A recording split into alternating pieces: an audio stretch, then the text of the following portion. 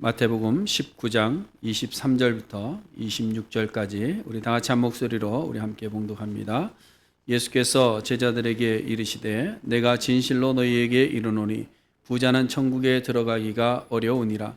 다시 너희에게 말하노니 낙타가 바늘기로 들어가는 것이 부자가 하나님의 나라에 들어가는 것보다 쉬우니라 하시니 제자들이 듣고 몹시 놀라 이르되 그렇다면 누가 구원을 얻을 수 있으리이까? 예수께서 그들을 보시며 이르시되 사람으로는 할 수 없으나 하나님으로서는 다 하실 수 있느니라. 아멘. 우리가 마태복음 24장에 보면 세상 끝날에 나타날 징조에 대해서 쭉 기록하고 있는 것을 우리가 봅니다. 마지막 때가 되면 미혹하는 자들이 나타난다 그랬고요. 또 난리의 소문이 있고 전쟁이 있고 또 기근과 지진이 있고 또 신앙인들에게는 신앙적인 박해가 있고 또 그 박해 가운데 신앙을 지키다가 순교하는 순교자들이 나오게 되고 또 세상 사람들은 교회를 조롱하며 손가락질하며 또한 교회 다니는 모든 성도들을 미워하게 되고 또 서로 신뢰하며 믿어주고 사랑해야 되는 그런 이 삶이 서로 미워하는 삶이 되어버리기도 하고 또 선지자들이 나타나는데 신실한 선지자가 아니라 거짓된 선지자들이 나타나게 되고 또 불법이 일상이 되어서 불법이 합법이 되어지는 그래서 사랑은 식어져 버리는 그런 세상이 온다라고 이렇게 말씀하고 있습니다. 그런데 예수님께서 이러한 마지막에 핍박과 환난이 있을 때에 이 모든 환난과 어려움과 아픔은 너희 믿는 사람들은 피해갈 거야 이렇게 말씀하셨으면 우리가 아멘 하고 감사히 받을 텐데 예수님께서는 그렇게 말씀하지 아니하시고 끝까지 견디는 자들이 구원을 얻는다 이렇게 말씀하고 있다는 것이죠. 이것은 믿음으로 사는 성도들에게도 이런 마지막 때에 나타날 모든 환난과 어려움과 아픔과 고통의 순간들이 동일하게 우리에게 임할 것이고 거기에 더 나아가서 우리의 신앙 때문에 갖게 될 고난이 더 붙여질 것이다라는 겁니다. 그러니까 신앙생활을 하면서 마지막 시대를 사는 것이 일반적인 삶을 살아가는 것보다 더욱더 힘들 것이다라는 것이죠. 그래서 예수님께서 그런 말씀하시며 탄식하셨는지 모르겠습니다. 인자가 다시 올 때에 세상에서 믿음을 볼 수 있겠느냐. 마지막 때를 향해 달려가는 이 시대에 정말 그 환난들이 다 임했을 때 참 믿는 자들을 볼 수 있겠느냐. 실제로 우리의 모습만 보더라도 큰 환난이나 핍박이 없음에도 불구하고 우리의 신앙은 어떻습니까? 자주 흔들리고 자주 넘어지고 자주 돌아서고 자주 의심하고 우리의 생각대로 갈 길을 몰라 갈 때가 있습니다. 아무리 사도 바울이 내가 모든 것을 할 수 있다라고 할지라도 긍정적인 위로의 말로 불가능은 없다. 안 되면 되게 해라. 아무리 외쳐봐도 참 어려운 것이 뭐예요? 믿음 지키며 사는 겁니다. 특별히 지금 같은 시대를 살아가면서 우리가 믿음으로 산다는 것 자체가 사실 많이 힘들고 어려운 것을 우리는 압니다. 그런데 마지막 때에 나타날 이러한 징조들이 나타난다면 더 어떨까 하는 거죠. 막 지진이 나고 전쟁이 나고 서로 미워하고 서로 이렇게 탐심 때문에 다투고 싸우고 가족이 분열하고 이런 일이 나타날 때 우리가 과연 그때에도 신앙을 지킬 수 있겠는가 하는 것이죠. 아직 우리에게는 현실적으로 크게 다가오지는 않았지만 마지막 때에는 세상 사람들이 교회를 아마 조롱할 겁니다. 예배하며 성경대로 살고자 하는 성도들을 더 핍박할 겁니다. 더 우리를 향해서 사기도 치고 우리를 이용해 먹기도 하고 도리어 우리를 조소하기도 하고 그런 날이 올 겁니다. 또 어떨 때는 우리를 죽이려고까지 할 줄로 압니다. 우리가 그 앞에 섰을 때에 어떻게 했는가. 가끔 그런 생각을 합니다. 이렇게 그 순교하시는 분들, 이렇게 참수되시는 분들의 소식을 이렇게 들을 때 그들의 영상이나 사진 이렇게 보면 무릎 꿇혀놓고 이렇게 칼이 목에 들어오는데 그럼에도 불구하고 아무 변동이 없이 앉아있는 그 사람들 보면서 내가 저 자리에 있을 때 어떨까라는 생각을 참 자주 하는 편인 것 같습니다. 아무리 설교자들이 impossible, 불가능이 아니라 우리에게는 impossible, 모든 것이 가능하다 그렇듯한 말들로 우리에게 희망을 준다고 해서 그렇구나 우리는 모든 것을 다 할 수 있는 존재구나 하면서 목숨까지 내어놓는 신앙을 지킬 수 있겠는가 하는 겁니다. 여긴 퀘션 마크가 있는 것 같아요. 그렇다고 제가 우리의 믿음을 너무 부정적으로 이야기하는 것은 아닙니다.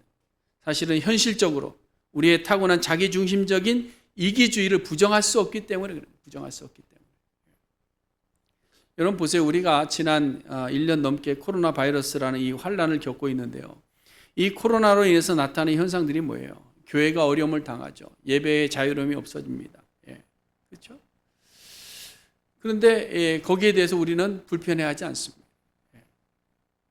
거기에 대해서 우리는 목숨 걸지 않습니다. 또 그렇게 외치던 사랑은 식어지고 서로 사람들을 만날 때 경계합니다. 또 서로 미워하고 서로를 향해서 손가락질하고 그런 소리들이 커진다는 거죠. 그뿐만 아니라 하나님 나라에 대한 관심은 온데간데 없고 우리의 관심은 모든 것이 육체적 안위와 어떤 보호에만 관심이 더 커지고 있는 그런 현실을 우리가 보지 않습니까? 그러니까 정말 마지막 때 일들이 우리의 가진 것들을 위협하고 우리의 목숨을 위협할 때에 우리가 얼마만큼이나 믿음을 굳게 지켜낼 수 있는가 하는 것이죠.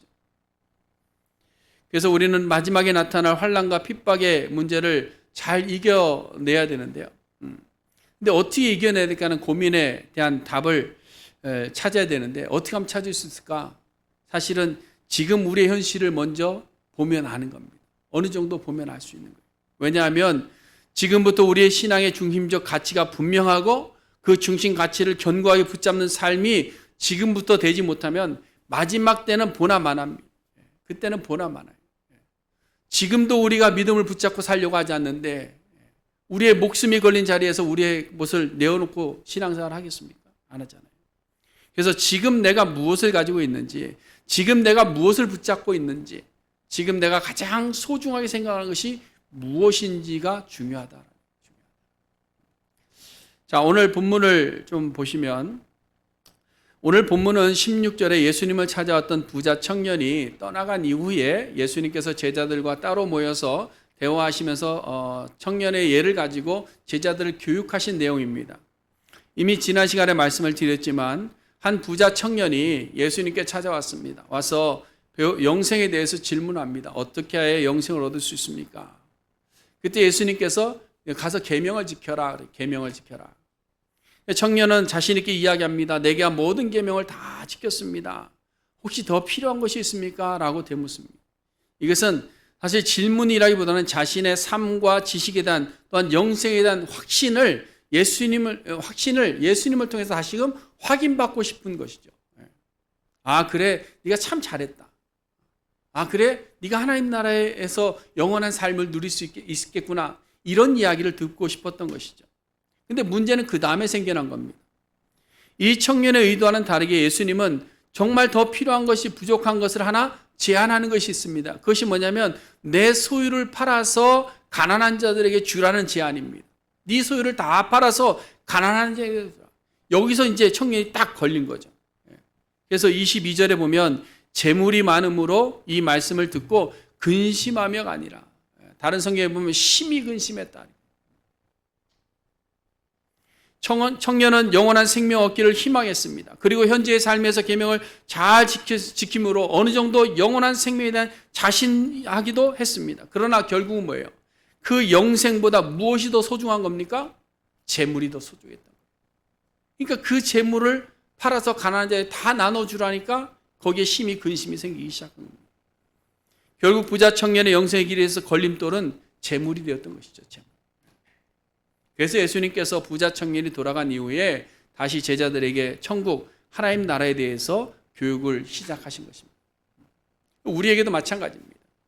오늘은 재물에 대한 이야기이지만 재물 외에도 우리가 하나님 나라를 들어감에 있어서 우리의 신앙을 지킴에 있어서 우리에게 걸림돌이 되는 것이 분명히 있을 줄로 압니다. 그것을 우리가 좀 찾아봐야 될 줄로 압니다.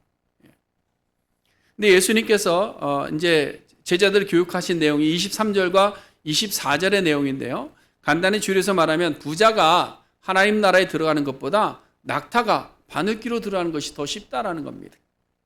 이것은 부자가 하나님 나라에 들어가는 것은 생각할 수도 없을 정도로 힘들고 어려운 일이다라는 것이죠. 우리도 힘들고 어려운 일들에서 불가능한 일에서 뭐라고 표현합니까? 하늘에 별 따기 이런 얘기도 가끔 하잖아요. 그렇죠? 그래서 바벨론 탈무드에 보면 그런 말들이 여러 나오는데 거기도 보면 뭐 금으로 된 종려나 뭐 이런 얘기도 있고요. 오늘 성경에 나온 것처럼 바늘기로 통과하는 낙타 뭐 이런 얘기들도 같이 곁들여져 있는 거죠. 이게 불가능하다라는 거죠. 그러니까 예수님의 말씀도 마찬가지로 부자가 천국에 들어간다는 것은 사람이 생각할 수 없을 정도의 기적 같은 일이다라는 거예요. 그래서 사실은 예수님은 오늘 본문에서 같은 말을 2번 반복해서 재차 강조하며 말씀하고 계시는 거예요. 재물이 신앙생활에서 얼마나 강력한 방해물인가 해서 강조하기 위해서 2번씩이나 반복하신 겁니다. 근데 우리가 이 오늘 왜 2번을 반복하신 내용을 자세히 보면요, 조금 다른 부분이 하나 있습니다. 그건 뭐냐면 24절에서는 부자는 천국에 들어가기 어렵다 이렇게 이야기하고요. 그 다음에 24절에 보면 부자가 하나님 나라에 들어가는 것이라고 이렇게 이야기합니다. 그래서 천국이라는 단어와 하나님 나라라는 단어가 원어상으로도 좀 다르게 나타나 있습니다. 그래서 구별해서 반복하고 계시는데요. 여기엔 좀 의미가 있다고 봅니다. 우리가 넓게 보면 천국이나 하나님 나라가 같은 의미잖아요. 그렇죠? 같은 의미, 천국. 근데 조금 더 깊게 들어가서 자세히 보면 좀 차이가 있습니다. 천국 그러면 일반적으로 우리가 이 땅을 떠나서, 그렇죠? 이 땅을 떠나서 내세에 들어가는 어떤 장소적인 의미가 좀 강한 편입니다. 천국 그러면. 근데 하나님 나라 그러면 내세적인 의미를 가지고도 있지만 뭐예요? 하나님의 통치라는 개념에서 현세적인 의미를 포함하고 있다는 사실입니다. 그래서 우리가 천국, 낙원 이런 표현은 죽음 이후에 우리의 영이 들어가게 되는 그 나라를 이야기한다고 한다면 하나님의 나라는 현세의 삶에서도 경험해 볼 수 있는 나라를 이야기한다고 볼 수 있는 거죠. 그래서 23절에서는 부자가 천국에 들어가기 어려운 것은 미래형으로 말씀하셨고 24절에서 부자가 하나님 나라에 들어가는 것은 현재형으로 기록하고 있는 것을 우리가 볼 수 있습니다. 여기서 우리가 알 수 있는 것은 뭐냐면 재물이 우리의 마음을 현세에서도 유혹하는 장애가 되어서 하나님의 나라를 경험하지 못하고 늘 재물 때문에 두려워하고 재물 때문에 염려하고 재물 때문에 근심하고 재물 때문에 우리의 삶의 시간들을 다 보내는, 그래서 하나님 나라를 경험하지 못하게 할 뿐만 아니라 그 재물의 유혹으로 인해서 영원한 미래에 들어갈 하나님 나라에도 들어갈 수 어렵게 된다, 이 이야기를 하고 있는 거예요. 다시 말해서 우리가 현세의 삶에서 온전한 믿음으로 살지 못하면 마지막 환난 당할 때, 능욕 당할 때, 고통 당할 때, 그 어려움이 있을 때 우리는 능히 하나님 나라에 들어가기가 어렵다라는 거예요. 여러분, 지금 우리가 하루하루의 삶을 믿음으로 살고 하나님의 통치 아래서 판단하고 결정하고 순종하지 못한다면 마지막 때가 되었을 때 짠하고 없었던 믿음이 우리에게 생겨나는 것이 아니다라는 거예요. 그래서 오늘 예수님께서 부자가 천국에 들어가는 것, 부자가 하나님 나라에 들어가는 것이 어렵고 그것도 심히 어렵다라고 2번씩이나 강조해서 말씀하고 있는 거예요. 그 어려운 것이 어느 정도 어려운가라는 것을 설명하기 위해서 아주 현실적인 비유를 들은 것이 바로 낙타와 바늘귀입니다. 낙타와 바늘귀. 근데 여러분, 이 낙타와 바늘귀에 대한 해석이 조금 차이가 있기는 있어요. 뭐냐면 일반적으로 당시에 이제 낙타 그러면 짐 싣고 다니는 낙타를 생각합니다. 그렇죠? 짐을 많이 싣고 이렇게 옆으로도 이렇게 늘어뜨려서 다니는 짐을 운반하는 그런 낙타를 생각을 합니다. 근데 혹자는 이 낙타에 해당되는 그 단어가 카멜로스라는 단어인데요. 이 카멜로스라는 단어가 이 밧줄이라는 카밀론에서 비롯됐다라고 해서 또 사본들의 카밀론으로 기록됐다고 해서 이것이 낙타가 아니라 밧줄이다라고 이렇게 해석하시는 분들도 있습니다. 그러나 사실 여러분, 이 카멜로스가 뭐 낙타이든지 아니면 굵은 밧줄이든지 둘 다 뭐예요? 바늘귀로 들어간다는 것은 사실 힘들고 어려운 일, 불가능한 일입니다. 그러니까 뭐 이것이 맞다 저것이 맞다 우리가 막 크게 고민할 필요는 없는 내용이다라는 거죠. 그 다음에 이 바늘귀에 대한 이해도 조금 다릅니다. 우리는 바늘귀 그러면 뭐가 생각나요? 바늘에 나와 있는 그 실 깨는 그 구멍 얘기하는 거잖아요. 그렇죠? 이 구멍이 정말 작잖아요. 너무 작아서 사실은 이렇게 실을 깨는 게 힘들고 얇은 실도 들어가기 어렵고 요즘 뭐 노안이 있으니까 뭐 그것도 더 안 되고 막 이런. 그래서 당시에 가장 큰 짐승과 가장 작은 도구를 통해서 실현하기 어려운 일을 강조하고 있다라고 이렇게 표현할 수도 있습니다. 근데 이 바늘귀에 대해서 다른 구체적인 어떤 증거들을 제시하면서요, 다른 해석을 하는 분들도 가끔 있습니다. 그것이 뭔가 하면 예수님께서 말씀하신 이 바늘귀는 실을 깨는 그것이 아니라 사실은 예루살렘으로 들어가는 문들 중에 아주 작은 문이 있었습니다. 그것을 바늘귀 문이라고 이렇게 불렀는데 그 문을 의미한다라고 이야기하는 거죠.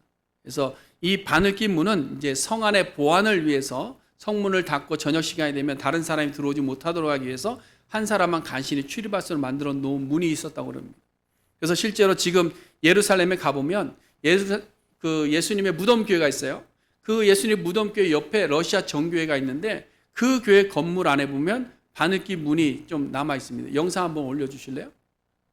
예. 저렇게 옆에 화살표 있는 것처럼 저렇게 작은 문이 있고 옆에 큰 문이 있는데 옆에가 이제 문인데요. 그 안에 작은 문을 이렇게 만들어 놨는데 거기 사람 하나 정도 이렇게 들어갈 정도의 이런 문들을 제시를 하면서 이것이 이 바늘귀 문을 이야기하는 것이다 라고 이야기를 하는 분들도 있습니다. 그래서 예수님께서 좁은 문으로 들어가라고 하신 것도 사실은 이 바늘귀 문을 지칭하신 것이 아닌가 이렇게 해석하기도 하죠. 그러나 뭐 어떤 해석을 적용하더라도 결국은 부자가 천국에 들어가고 부자가 이 땅에서 하나님 나라를 경험하게 사는 것은 굉장히 힘들고 어려운 일이다라는 것입니다. 그럼 왜 그럴까? 그것은 바로 물질이 하나님을 대신하는 우상이 되어버릴 수 있기 때문에 그렇습니다. 우리 집사님 기도하면서도 물질 우상을 말씀하셨는데 우리의 물질이 하나님을 대신하는 거죠.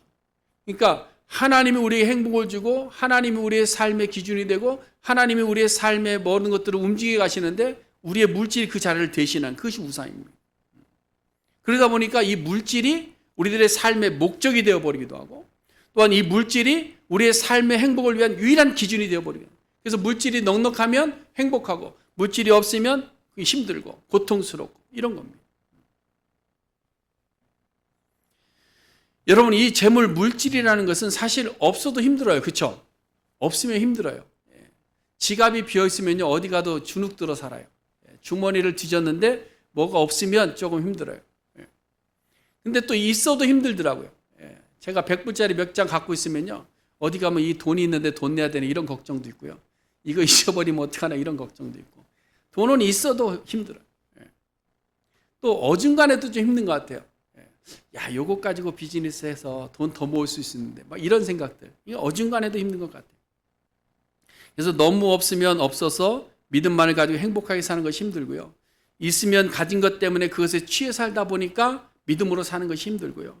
어중간하면 또 욕심이 생겨나기 때문에 믿음으로 사는 것이 참 힘들고 그렇습니다. 그렇다고 해서 물질이 필요 없으니까 무소유해야 된다 이런 말씀을 드리는 것은 아닙니다. 왜냐하면 하나님께서 어떻게 뭐라고 말씀하셨느냐 열심히 일하라 그랬어요. 열심히 일하라. 땀을 흘리고 수고해라. 그랬습니다. 이 말 우리가 열심히 일을 해서 재물을 모아 우리의 삶을 살아야 된다는 것을 이야기해요. 그럼 왜 물질이라는 것이 신앙생활의 방해물이 될까? 그것은 우리가 마태복음 6장에 보니까 이렇게 예수님께서 말씀합니다. 내 보물이 있는 그곳에 뭐도 있다? 마음이 있다. 그러니까 우리의 물질을 따라서 우리의 마음이 움직일 수 있는 요소가 된다라는 사실이죠. 그래서 이 물질 때문에 하나님 나라에 들어가는 것이 어려울 수 있다라고 이야기하는 거예요.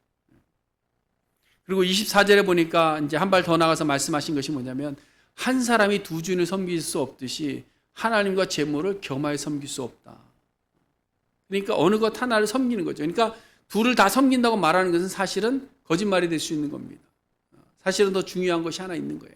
하나님이 더 중요하든지 아니면 재물이 중요하든지. 그러나 우리는 물질의 여유로움과 물질의 풍성함으로 하나님을 더 잘 섬기는 신앙생활에 힘이 된다고 생각하시는 분들이 있어요. 목사님 물질이 많아야 교회를 더 열심히 할 수 있는 것 아닙니까? 목사님 물질이 많아야 사회사업도 많이 할 수 있는 것 아닙니까? 목사님 물질이 많이 있어야 그래도 사람들 앞에 자신 있게 나와서 교회 와서 예배할 수 있는 것 아닙니까?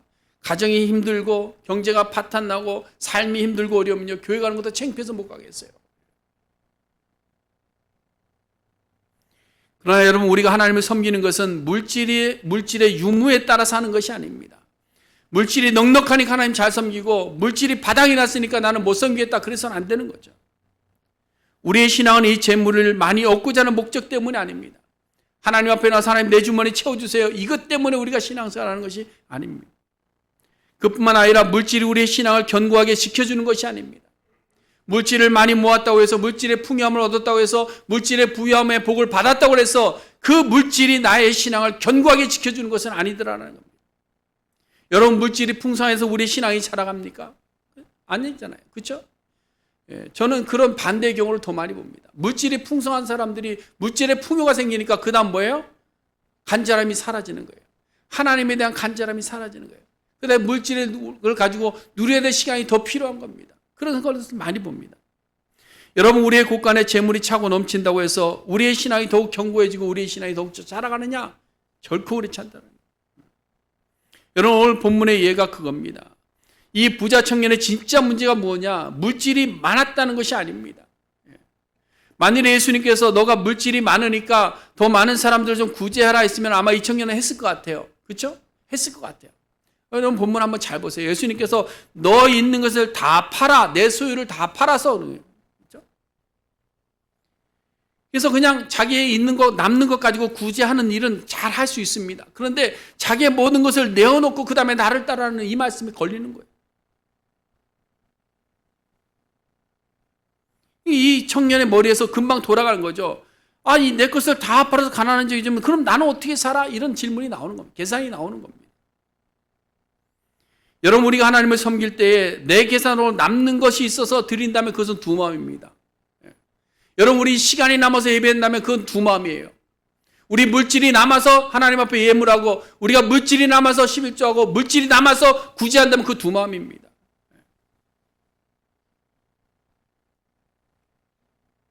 여러분, 꼭 재물만 그런 것이 아니에요.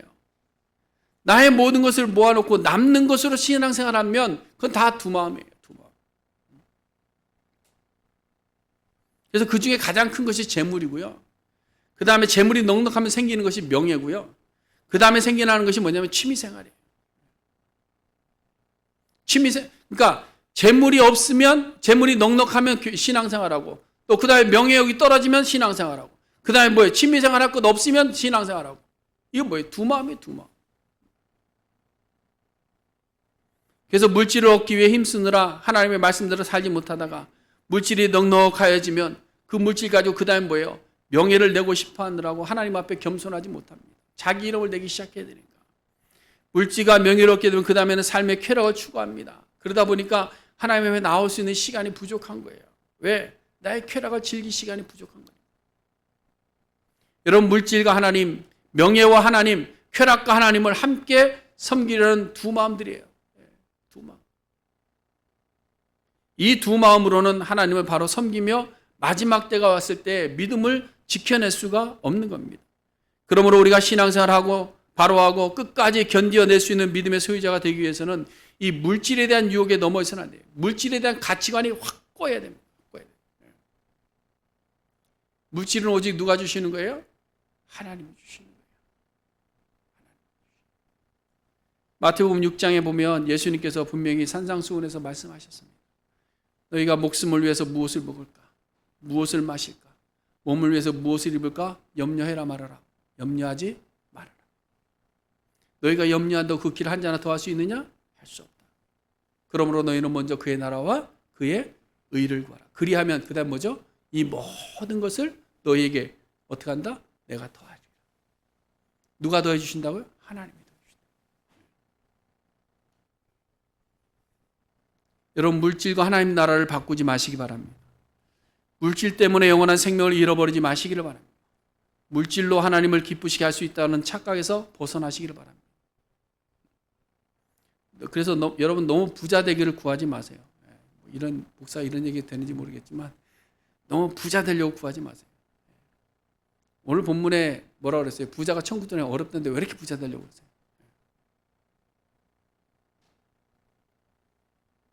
너무 우리가 부자 되기만 구하면 우리의 믿음에 가난해지는 것을 보지 못합니다.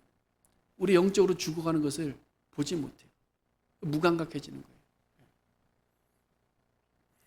아직도 우리는 물질의 풍성함이 구원의 증거인 것처럼 생각을 하기도 합니다. 물질이 많아지는 것이 그냥 하나님께 나에게 복 주셨구나라고 생각하는 분들이 많이 있습니다. 그런데 제자들도 그랬어요. 제자들. 예.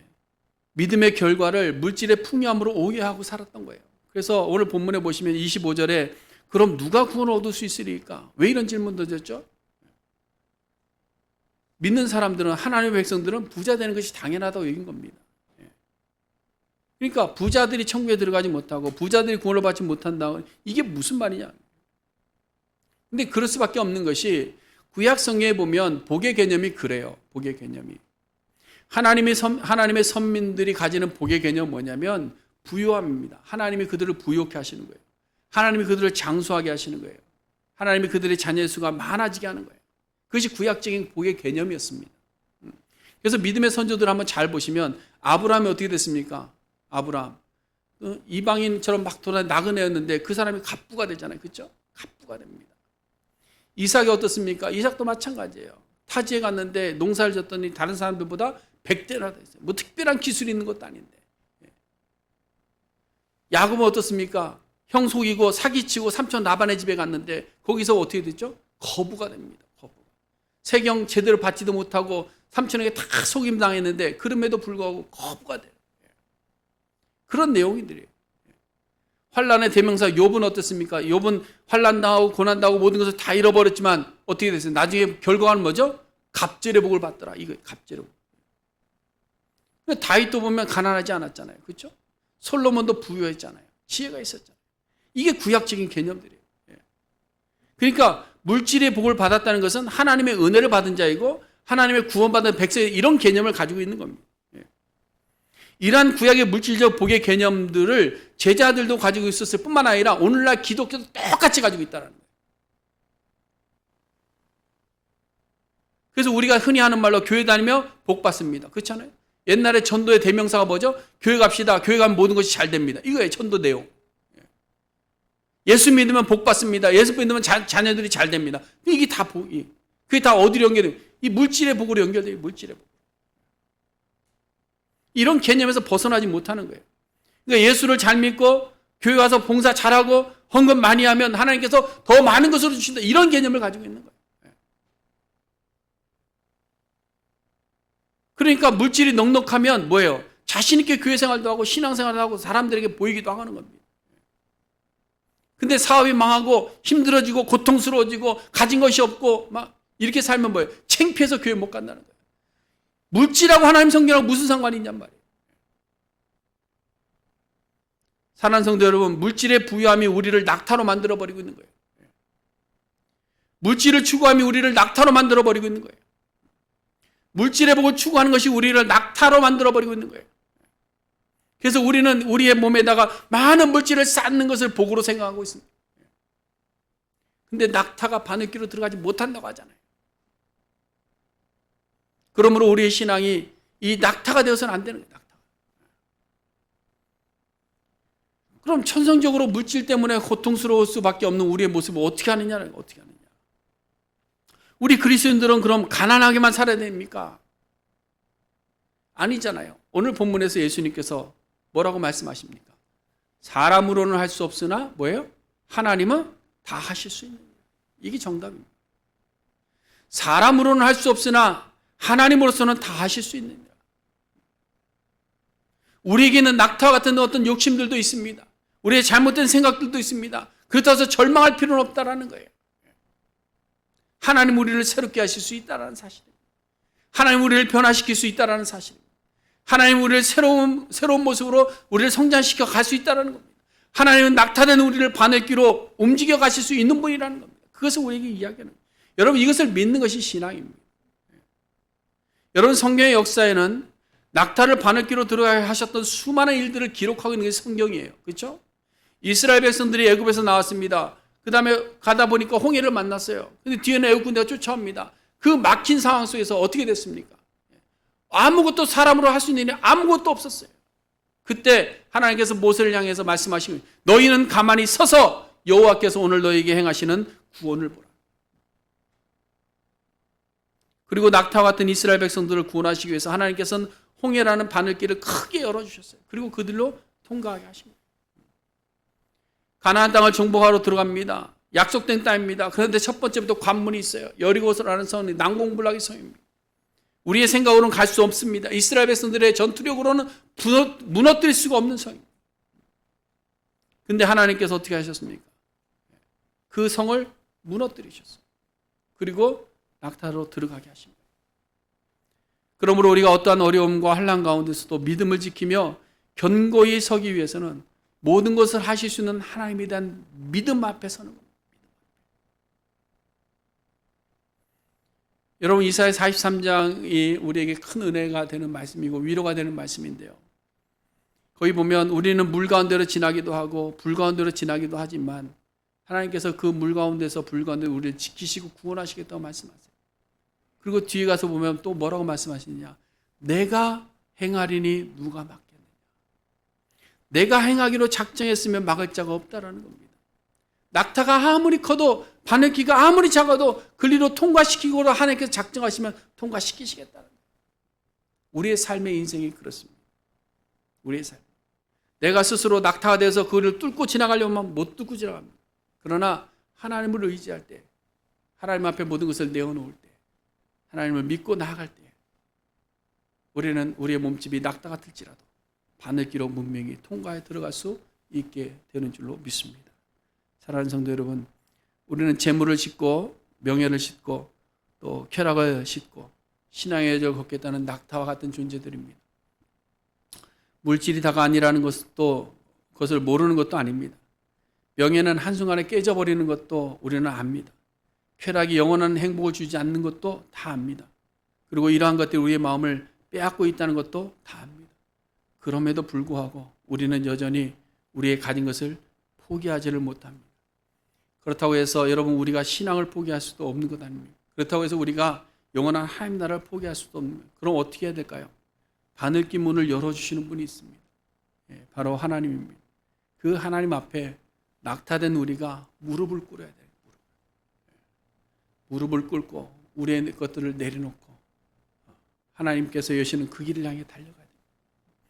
낙타가 온전히 하나님 앞에서 무릎을 꿇고 바늘귀 문을 여시는 하나님을 의지할 때에 불가능한 것이 가능으로 바뀌어질 줄로 믿습니다. 하나님께서는 불가능해 보이고 어려울 것 같은 것을 놀라운 변화를 통해서 우리의 삶 속에 이루어 주셨습니다. 지금까지 이루어 주셨고 나 같은 죄인, 우리가 죽을 죄인을 하나님께서는 구원하신 것도 뭐예요? 낙타가 바늘귀로 들어갈 만한 일 아닙니까? 그러므로 여러분 지금 우리의 신앙이 중요합니다. 마지막 환난의 때가 아직도 오지 않았는데 지금 우리의 신앙을 견고히 붙잡지 못하면 그 위험한, 그 어려움, 그 고통스러운 순간이 왔을 때 우리는 너무나도 쉽게 모든 것을 내어버릴 수 있다는 겁니다. 그러나 여러분 언제나 위기는 기회가 되어 왔잖아요. 그렇죠? 언제나 그랬습니다. 언제나 신앙에도요. 위기는 언제나 기회가 되어 왔습니다. 우리가 겪고 있는 이 삶의 위기가 도리어 우리의 신앙의 기회가 될 수 있기를 바랍니다. 낙타도 바늘귀로 들어갈 수 있습니다. 불가능하지 않습니다. 우리가 스스로 할 수는 없지만 하나님은 하실 수 있습니다. 기도하겠습니다.